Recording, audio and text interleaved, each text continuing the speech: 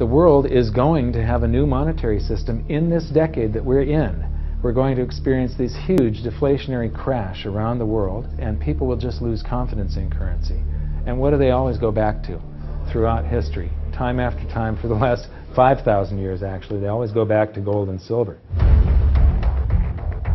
We are entering a period of financial crisis that is the greatest the world has ever known. The wealth transfer that will take place during this decade is the greatest wealth transfer in history. Wealth is never destroyed, it is merely transferred, and that means that on the opposite side of every crisis there is an opportunity. The great news is that all you have to do to turn this crisis into your great opportunity is to educate yourself. I believe that the best investment that you can make in your lifetime is your own education. Education on the history of money, education on finance, education on how the global economy works, education on how all of these guys, the central bankers, the stock market, how they can cheat you, how they can scam you. If you learn what is going on and how the financial world works, you can put yourself on the correct side of this wealth transfer. Winston Churchill once said that the further you look into the past, the further that you can see into the future. This program is all about creating your own crystal ball, being able to gaze into the future, being able to change this crisis, the greatest crisis in the history of mankind, into your great opportunity.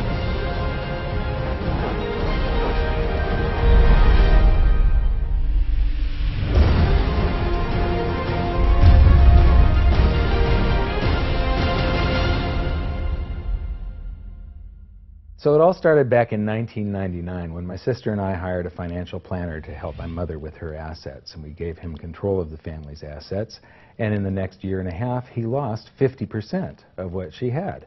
You know, he would come to us every 6 months, we'd have a meeting, and he'd have this smile on his face, just ear-to-ear smile, going, "We did really well. The S&P lost 24% and you only lost 18." And so I fired him, and I moved all of her assets to cash, and I dove into studying the financial markets, which led me into studying the economy. And when you start reading about the global economy, the people that are concerned with trade deficits and budget deficits, it's the hard money advocates, the gold community. And once I started reading them, they also write about monetary history, and then I really fell in love. Because monetary history just repeats and repeats over and over again, echoing all the way back to the beginnings of civilization.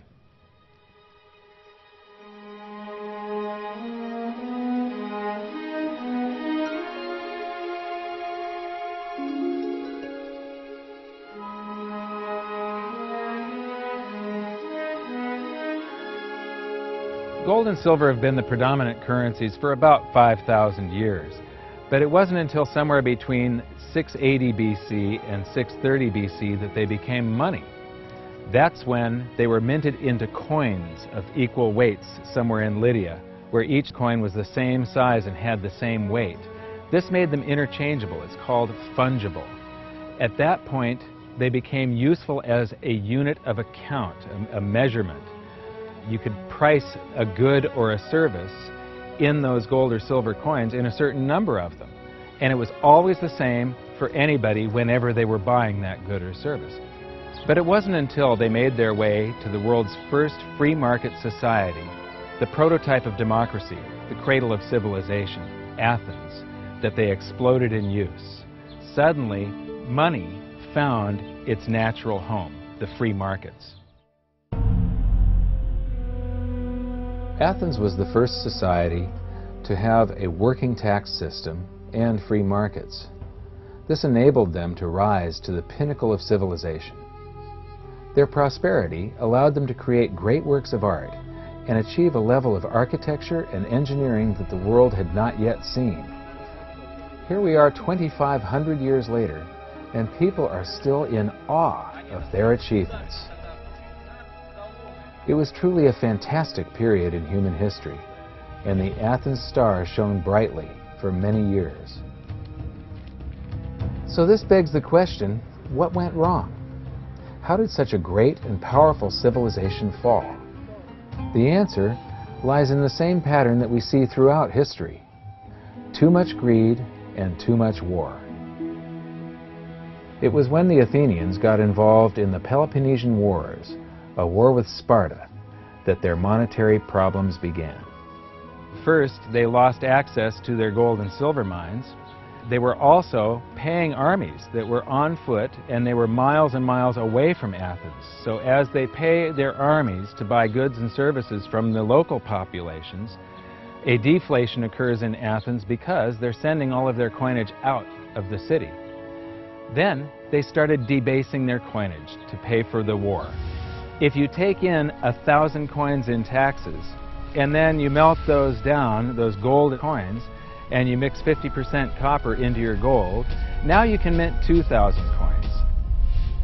So if you take in only 1,000 coins, but you spend 2,000 coins, what is that called? That is deficit spending. Athens began to do that during this war with Sparta. They also had these great public works, which were very expensive, and they finished the Temple of Athena Nike during the truce in the middle. There was a 6-year truce in the middle of this 27-year war. So they didn't stop their great public works and allow their market economy to heal from the expense of this war. As they debased their coinage, people would take the new debased coins at face value at first, until there were a whole bunch of those. And there's something called Gresham's Law, where people tend to save to keep the thing that's rare, and they spend the thing that's common into circulation first. So all of the gold and silver coins started to disappear from circulation and become quite rare, and it was just these copper coins. Suddenly, it took a whole bunch of copper coins to buy a gold or silver coin, one of those old gold or silver coins. This is the first time that gold or silver ever had a price. Before that, everything was measured in a weight of gold and silver. So a large factor in Athens' downfall was the expense of war, the expansion of empire, the debasement of their currency, the eventual inflation that was caused. You know, they minted these coins until they became nothing but flecks of copper. This was actually the world's first hyperinflation. And what it did was it financially debilitated Athens to the point where in 404 BC they surrendered to Sparta. And eventually they became nothing but a satellite of Rome. The thing that amazes me is how history just keeps on repeating and repeating and repeating, and we never learn from all of our stupid mistakes. We just repeat the same stupid mistakes over and over and over again. Today we are doing the same thing that the Athenians did that caused the loss of their great culture. We're doing the same currency debasement. We're doing the same deficit spending, and it's for the same reasons. It's for war, and it's for great public works. The interesting thing about the Peloponnesian War was how it started. I would say one of the interesting parallels is that it started really with Athens at its height and with a level of hubris that set them down the road towards ruin. Perhaps they felt that they were, superior, couldn't make a mistake, exactly. They knew better. Exactly, and they ended up destroying their society as a result. It's a road that we're going down today, right? I think absolutely. Yeah.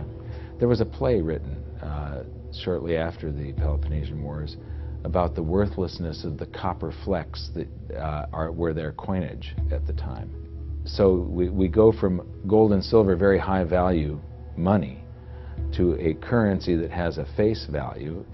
And it's the first example that I can find in history where a war and great public works were being funded through deficit spending.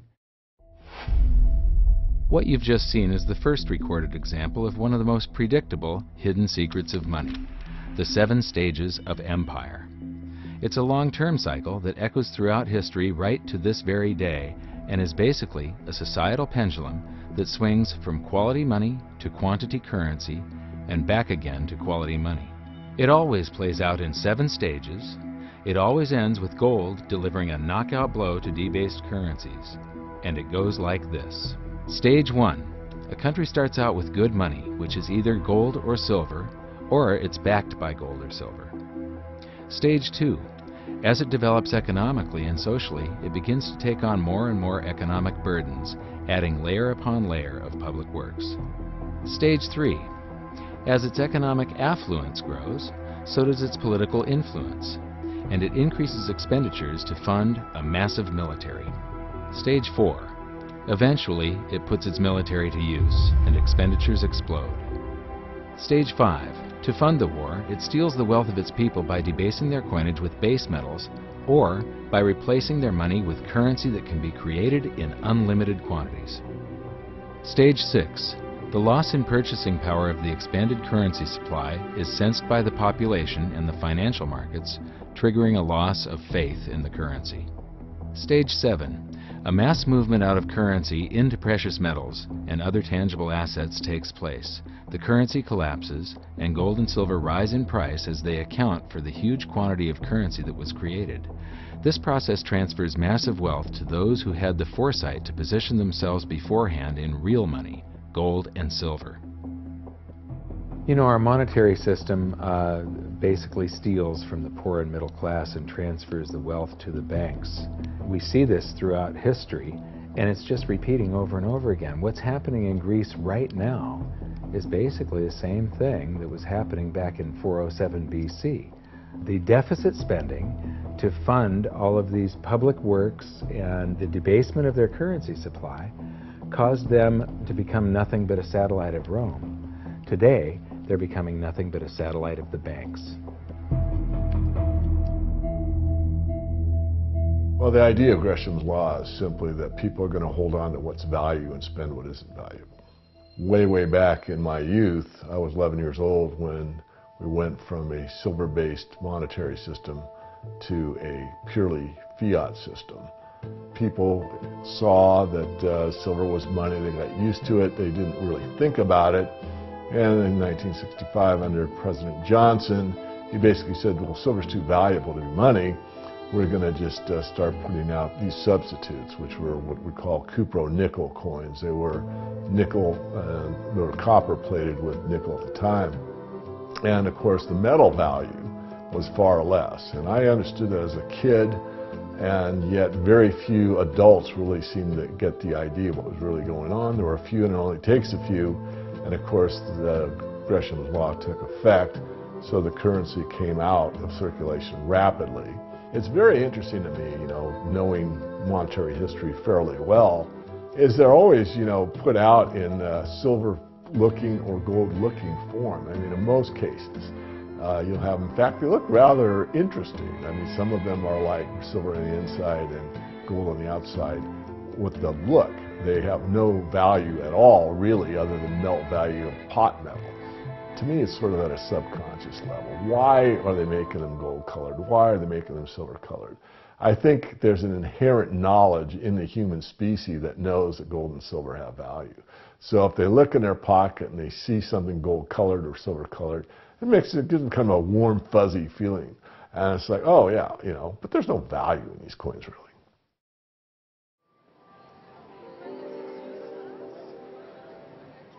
The next question is, how does this affect you? My next stop was in London, where I'd been asked to give a presentation to a group of businessmen. They wanted to understand the reason that gold had surged recently, and I explained to them that to understand gold, you have to understand monetary history.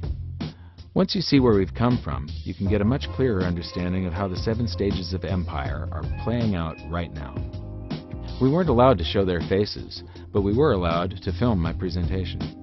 So here it is, the last 140 years of monetary history condensed into just 10 minutes.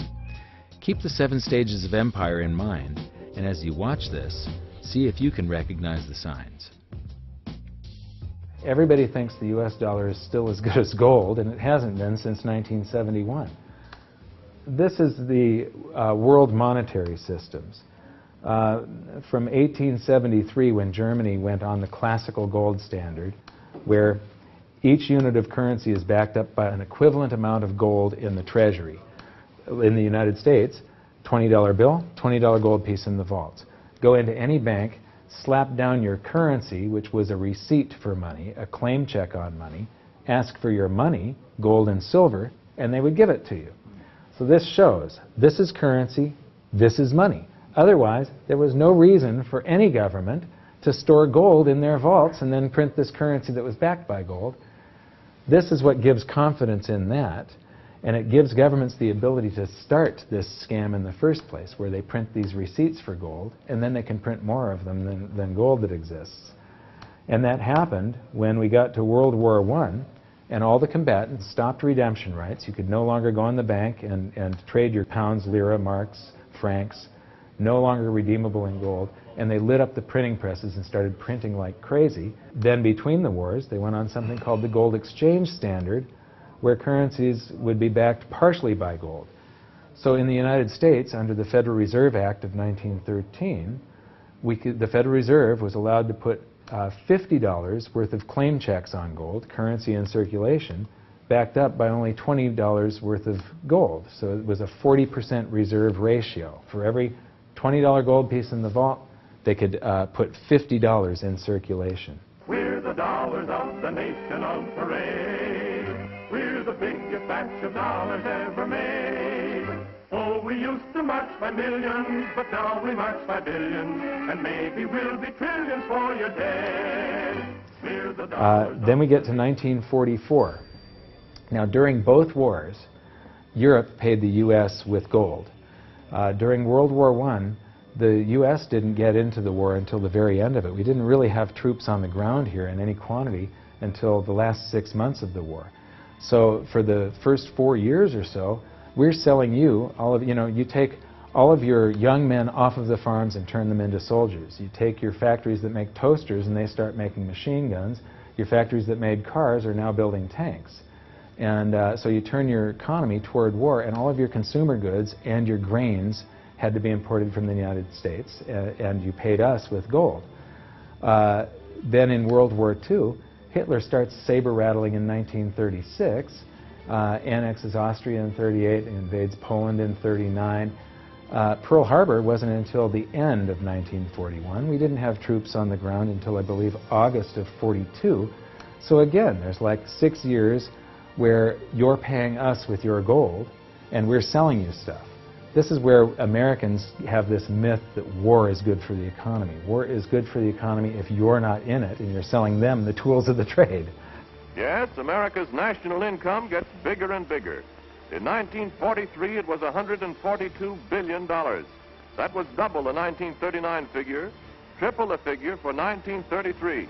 But by the end of World War II, the U.S. had 2/3 of all the world's monetary gold, the central bank gold, and the rest of the world had to share the other third, and Europe had none. So the world monetary system was no longer going to work. It would collapse. But we had made all these loans of dollars to Europe, so Europe was flooded with dollars. And so representatives from around the world met at Bretton Woods, New Hampshire in 1944. They came up with a new world monetary system called the Bretton Woods system, where every currency on the planet, with the exception of just a few, they would be backed by the U.S. dollar, and the U.S. dollar would then be backed by gold at $35 per ounce. This gave confidence to all currencies. So this gave the world stability, and it pegged all the world's currencies to each other through the dollar to gold. So there was no such thing as the forex. Currencies didn't float. The exchange rates were fixed year after year, and this helped to make world trade boom. Then the dollar standard starts because we kept on printing dollars. Under the Bretton Woods system, there was no reserve ratio established where the U.S. actually had to have a certain amount of gold for how many dollars we created. So we had done a bunch of deficit spending for Korea, for Vietnam, for Johnson's Great Society, and expanded the currency supply, the amount of paper dollars in circulation, and exported them all over the world. And then in the 60s, Charles de Gaulle, president of France, realizes that we don't have the gold to back up the dollars. Le fait que beaucoup d'États acceptent par principe des dollars au même titre que de l'or entraîne les Américains à s'endetter, et à s'endetter gratuitement vis-à-vis de l'étranger, car ce qu'ils lui doivent, ils le lui payent avec des dollars qu'il ne tient qu'à eux d'émettre. Nous estimons nécessaire que les échanges internationaux soient établis comme c'était le cas avant les grands malheurs du monde, sur une base monétaire indiscutable et qui ne porte la marque d'aucun pays en particulier. Quelle base? En vérité, on ne voit pas qu'il puisse y avoir réellement de critères, d'étalons autres que l'or.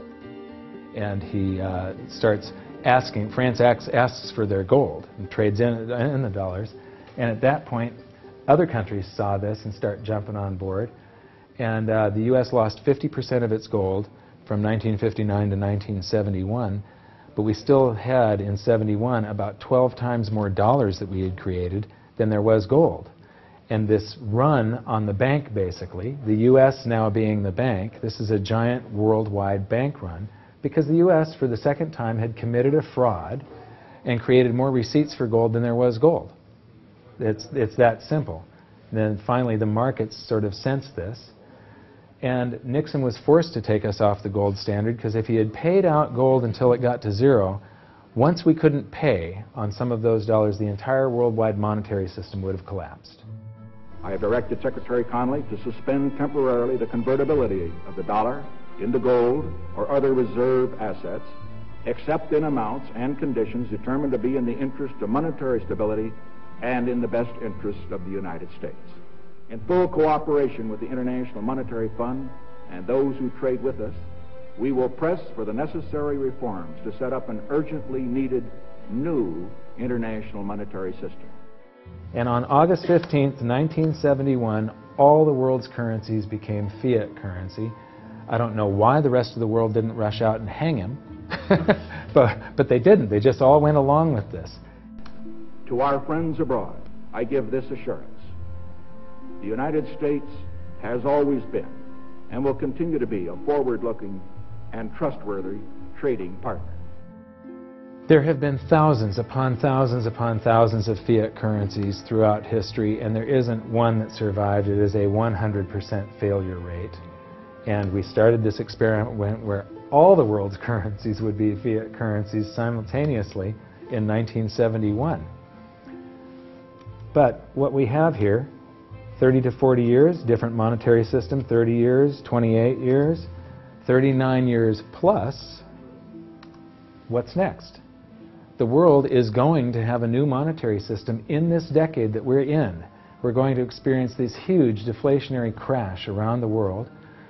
The world will probably end up on some sort of new monetary system, probably after governments try and print their way out of this and cause hyperinflations of all the currencies, and people will just lose confidence in currency.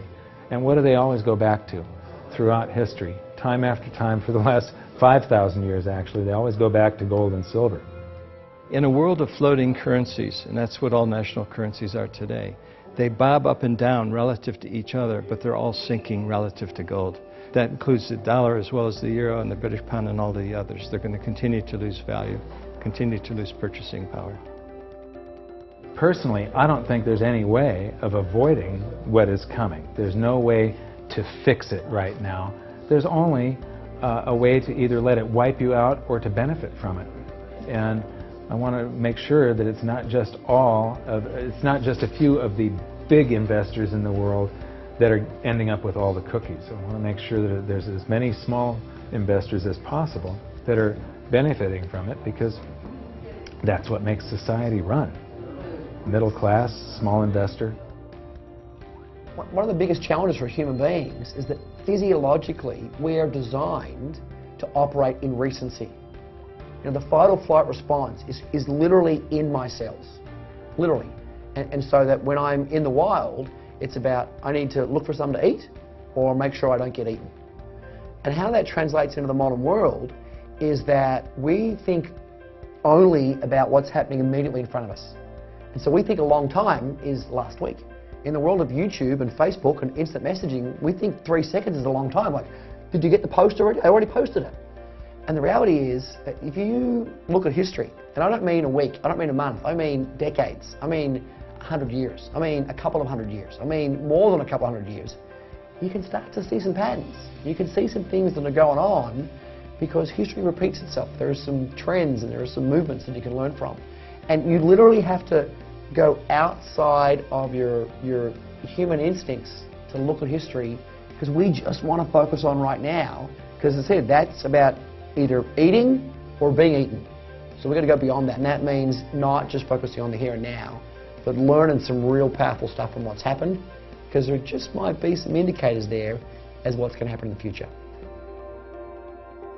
Now, the 7 stages of empire, just as a reminder, started with sound money, and then a country adds layers of public works and social programs, and then develops a massive military, and then puts that military to use, and to pay for the war, it debases its currency supply, which causes a loss of faith in the currency, which then leads to a currency crisis, and gold does an accounting of the expansion of that fiat currency supply that happened over all those years of the first 5 stages.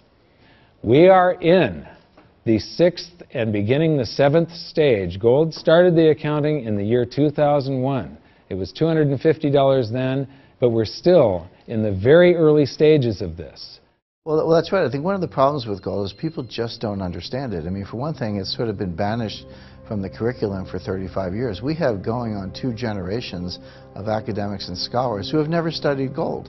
Unless you're a specialist in economic history, you can go back and look at it. Now, when I was in university and even when I was in graduate school in economics, we were still on the gold standard in some form. It was fairly attenuated, but when you studied the IMF and you looked at how they present the finances of a country and the breakdown of the reserves and you know, the capital accounts, gold was a line item in the capital account, and you had to understand how it, what role it played and how it you know, could equilibrate in terms of balance of trade. Well, that's gone. The IMF, you know, Nixon went off the gold standard in 1971, and bright young economic students just don't understand gold. They think it's a joke, or they think it's maybe a commodity trade or a momentum trade. They don't understand that it really is money par excellence.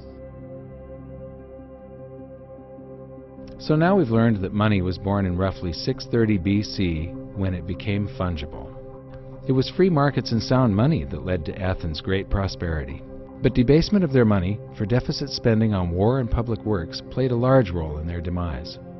Over the past 140 years, we've debased our own currencies to the point where 2 generations of scholars don't even understand gold. We learned about Gresham's law and that bad money drives out good. In recent history, there has been a new monetary system roughly every 40 years. And we've learned that we are in the 6th stage of the 7 stages of empire. So that's it for this episode. Join us next time when we learn more about the chaotic state of the US dollar standard and how it's going to affect you no matter where you live on the planet.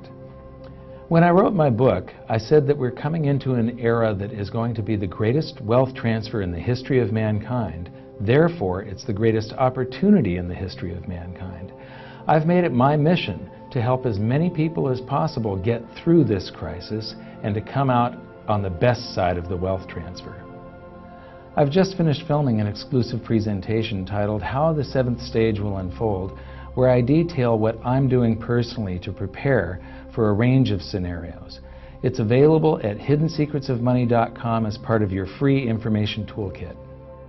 So my challenge to you for this episode is to try and find a single example in all of monetary history of a crisis that was brought on by too much deficit spending, too much debt, and too much currency debasement being solved by more deficit spending, more debt, and more currency debasement. Until then, good luck, and I'll see you at the bonus presentation at hiddensecretsofmoney.com. Thanks. You bet. There is no other side. You're either silver and gold or you're doomed. That's exactly the way the world is always working. That's the way it's working right now. Turn on the television, watch with the price of gold. Look at the dollar going down. Gold's going up, silver's going up. That's exactly the way it's always worked, and it's always worked that way, and it's working that way now. And why is anyone surprised? Why is it? Well, I'm surprised it's always worked like that. For the past 5,000 years. That's right, 5,000 years in a row it's worked exactly that way. It's happening that way now. And ooh, wait a minute here. Weird. Beyond weird. Mike Maloney's Hidden Secrets of Money is made possible by the clients of goldsilver.com. Your continued loyalty and support allows us to educate the public on how to both protect themselves and benefit in the turbulent times ahead. To all goldsilver.com customers, thank you. Hidden Secrets of Money would not be possible without you.